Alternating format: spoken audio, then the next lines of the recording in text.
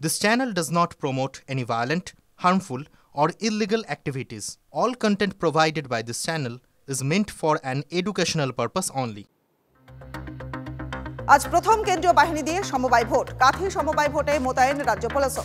কারচুপি রুখতে বুথে বুথে সিসিটিভি ক্যামেরা। কোন সমবায়ের ভোটে নিরাপত্তার জন্য এই প্রথম কেন্দ্রীয় বাহিনীকে ব্যবহার, যা নজিরবিহীন।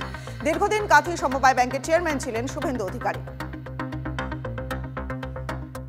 অস্থির বাংলাদেশ, হিন্দু নিপীড়ন অব্যাহত। আজ শিলিগুড়িতে লক্ষ্যকণ্ঠে গীতা পাঠের আসর। কাওয়াখালী ময়দানে গীতা পাঠের আয়োজন সনাতন সংস্কৃতি সংসদের। থাকবেন বেলডাঙ্গার ভারত সেবাশ্রম সংঘের প্রধান কার্তিক মহারাজও। একই মঞ্চে থাকবেন সুকান্ত মজুমদার, দিলীপ ঘোষও। বাংলাদেশের অশান্তির আঁচ দেশ বিদেশের নাট্যমেলায়। এই নাট্যমেলায় অংশগ্রহণ করার কথা ছিল বাংলাদেশের দুই নাট্য সংস্থার। বর্তমান পরিস্থিতিতে সেই নাট্যদল ভারতে আসতে পারেনি। এর আগে গত অক্টোবরে এদেশের নাট্যদলের যাওয়ার কথা ছিল বাংলাদেশে, সেটাও সম্ভব হয়নি। চাকরি দেওয়ার নামে তোলাবাজি এবং ভুল চিকিৎসার অভিযোগে গ্রেফতার এক। রায়গঞ্জ শহরের 1 নম্বর ওয়ার্ডের কাশিবাটি এলাকার ঘটনা। অভিযোগকারীর দাবি যে ধৃত অপূর্ব চন্দ্র নিজেকে হোমিওপ্যাথি চিকিৎসক বলে পরিচয় দিয়ে তার ভাগ্নেকে স্বাস্থ্য দপ্তরে চাকরি পাইয়ে দেওয়ার প্রতিশ্রুতি দিয়ে বেশ কয়েক হাজার টাকা নিয়ে নেয়।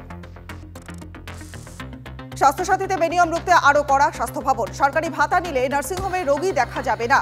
সরকারি হাসপাতালে বন্ড পোস্টিংয়ে থাকা রেসিডেন্টরা সরকারের থেকে ভাতা পান, তাদের বাইরে রোগী দেখা আইনত অপরাধ। যারা স্বাস্থ্যসাথী প্রকল্পে বেসরকারি হাসপাতালে চিকিৎসা করেন তাদের হলফনামা তলব করল স্বাস্থ্য দপ্তর।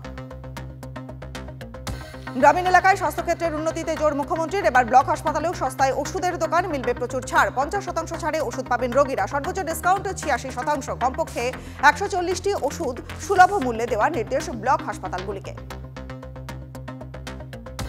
বাঘের হানায় জখম সুন্দরবনের মৎস্যজীবী। সুন্দরবনের জঙ্গল লাগোয়া নদী খাঁড়িতে মাছ কাঁকড়া ধরতে গিয়ে বাঘের হামলার মুখে পড়লেন এক মৎস্যজীবী। সঙ্গীরাই বাঘের সাথে লড়াই করে ছাড়িয়ে আনলেন তাকে।